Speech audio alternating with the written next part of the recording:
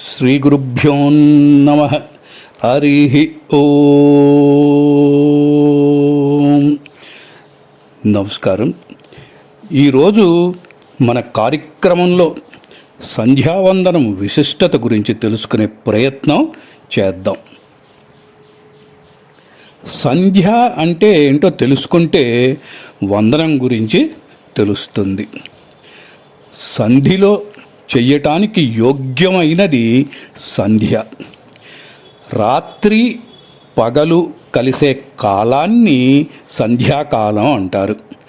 ఆ సమయంలో చేసే క్రియని సంధ్యావందనం అని అంటారు.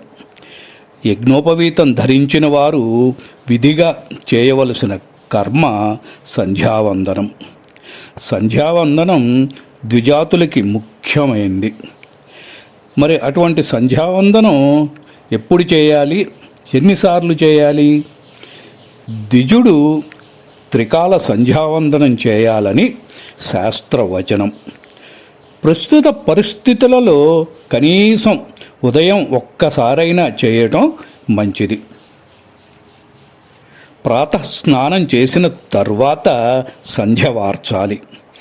ఉదయం నక్షత్రాలు ఉన్న సమయంలో సంధ్య వార్చడం ఉత్తమమని పెద్దల వచనం. ఇప్పుడు 7 గంటల తర్వాత చేయటం ఆచారం అయిపోయింది. ఎలా అంటే ఉదయం 6 నుంచి 8 మధ్య కాలాన్ని ప్రాతకాలం అంటున్నారు. 12 గంటల సమయంలో చేసేది మాధ్యాహ్నికం. సాయంత్రం సూర్యాస్తమయ సమయంలో, సూర్యుడు ఎర్రబారే సమయంలో చేసేది సాయంత్ర సంధ్య. ఉదయం సాయంత్రం సంధ్యల కాలంలో 3 సార్లు ఆర్ఘ్యం వదలాలి. వారి అంటే నీరు. సూర్యుడికి ఎదురుగుండా నిలబడి నీరు వదలటాన్ని ఆర్ఘ్యం అంటారు. సంధ్యావందనంలో ప్రధానమైన క్రియ ఇది. 3 సంధ్యలు ఒకేలా ఉండవు. సూర్యతాపం, సూర్య ప్రభావం వేరువేరుగా ఉంటాయి. ఉదయ సూర్యుణ్ణి బాలార్క అని, సాయంత్ర సూర్యుణ్ణి వృద్ధార్క అని అంటారు. మీరు ఈ ఆదిత్య ఆర్క ఆలయాన్ని వారణాసిలో దర్శించవచ్చు, కాశీలో దర్శించవచ్చు. 3 దశలలోనూ సూర్యుడికి ఎదురుగుండా నిలబడి సూర్యకిరణాలు చూడటం అవసరం. త్రిమూర్తులను వెలిగించే పరబ్రహ్మతత్వం సూర్యుడు. సూర్యనారాయణ మూర్తిలో సావిత్రి, గాయత్రి, సరస్వతి అనే 3 శక్తులు కేంద్రీకృతమై ఉంటాయి.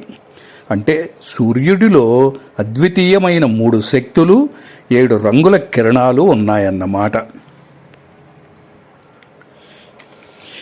ధ్యేయ సదా సవితృమండల మధ్యవర్తీ నారాయణ సరసి జానన సన్నివిష్ట. అంటే సూర్యుడు స్పష్టంగా మన కళ్ళకి కనిపించే ప్రత్యక్ష దైవం. ఆ 7 వర్ణాలే 7 అశ్వాలు. అందుకే మనం ఆర్ఘ్యం విడవటం వలన ఆ వర్ణాలలోంచి మన మీద ప్రసురించిన కాంతి కిరణాలు ఆరోగ్యాన్ని కలుగజేస్తాయి. అందుకే ఆరోగ్యం భాస్కరాదిచ్చేత్ అని అంటాం కదా. ఈ విధంగా సంధ్యావందనం చేయటం వలన సూర్యుడిలోని 3 శక్తులు మన సొంతం అవుతాయి. గాయత్రీం ఆవాహయామి, సావిత్రీం ఆవాహయామి, సరస్వతీం ఆవాహయామి అనే మంత్రంతో ఆకర్షించి గ్రహించే సాధనే సంధ్యావందనం. ఈ 3 శక్తులు ఘనీభవించిన మూర్తే గాయత్రీదేవి. అసలు గాయత్రి అంటే ఎవరండి?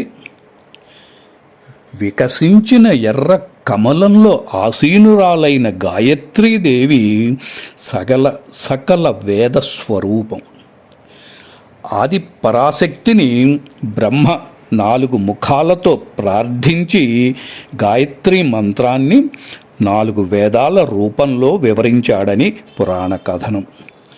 తల్లి ముక్త అంటే ముత్యం, విద్రుమ అంటే వైఢూర్యం, హేమ అంటే బంగారం, నీల అంటే నీలం, ధవళ అంటే తెలుపు వర్ణాలతో 5 ముఖాలతో ఉంటుంది. 1 గాయత్రి, 4 చతుర్వేదాలని ఆ ముఖాలు సూచిస్తాయి. 5 ముఖాలు పంచభూతాలకి కూడా సంకేతం. అటువంటి గాయత్రీదేవిని దేవతలు, రాక్షసులు కూడా ఆరాధిస్తారు. అరుణుడు, రావణుడు గాయత్రీదేవి భక్తులే కదండి. అరుణుడు గాయత్రీదేవి భక్తుడవటం వలన త్రిమూర్తులు కూడా ఆయన్ని ఏమీ చెయ్యలేకపోయారు. రావణుడు సంధ్య వార్చటానికి ఆత్మలింగాన్ని వినాయకుడి చేతిలో పెట్టిన కథ మనందరికీ తెలిసిందే కదా. మరి ఇటువంటి సంధ్యావందనాన్ని అందరూ చేయవచ్చా? యజ్ఞోపవీతం ధరించిన వారు తప్పకుండా చేయాలి. ధరించని వారు కనీసం ఉదయం శుచిగా సూర్యుడి ఎదురుగుండా నిలబడి 10 సార్లు గాయత్రి మంత్రం జపించండి. కొంతమంది జంధ్యం ధరించి కూడా సంధ్యావందనం చేయటం తెలియక చేయరు. అలానే కాదండి, ప్రస్తుత కాలమాన పరిస్థితుల వల్ల కూడా వాళ్ళకి ఈ సంధ్యావందనం చెయ్యటం సాధ్యపడకపోవచ్చు. అటువంటి వాళ్ళు ఇప్పుడు ఎన్నో అవకాశాలు ఉన్నాయండి. గాయత్రి పరివార్, చిత్తరంజన్ దాస్ సేవా ట్రస్ట్ లాంటి వాళ్ళు ఆన్లైన్లో ఉచితంగా నేర్పిస్తున్నారు. నేర్చుకోండి. అది కుదరలేదు, మీరు కూడా ఉదయం స్నానం చేసిన తర్వాత సూర్యుడికి అభిముఖంగా ఉండి 10 సార్లు గాయత్రి మంత్రం జపించి ఆర్ఘ్యం విడవండి.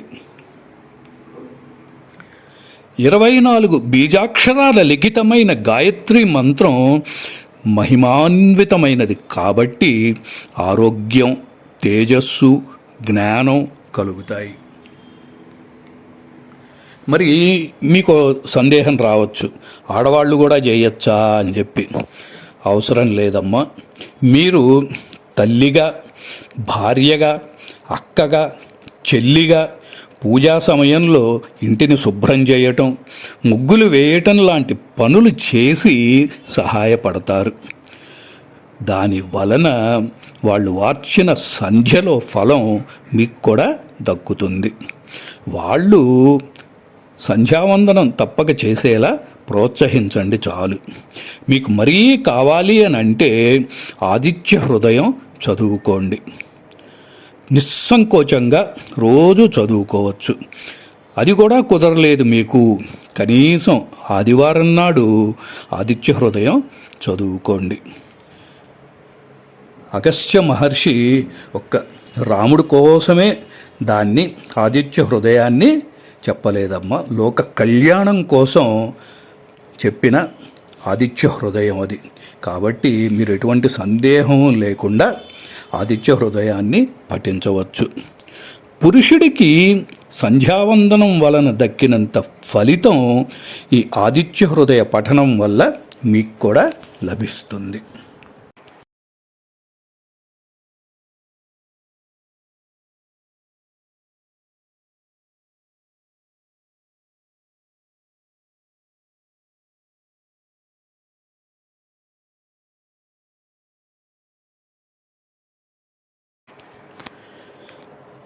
స్వస్తి ప్రజాభ్య పరిపాలయంతాం న్యాయేన మార్గేణ మహీం మహిషాః గోబ్రాహ్మణేభ్య శుభమస్తు నిత్యం లోకా సమస్తా సుఖినో భవంతు.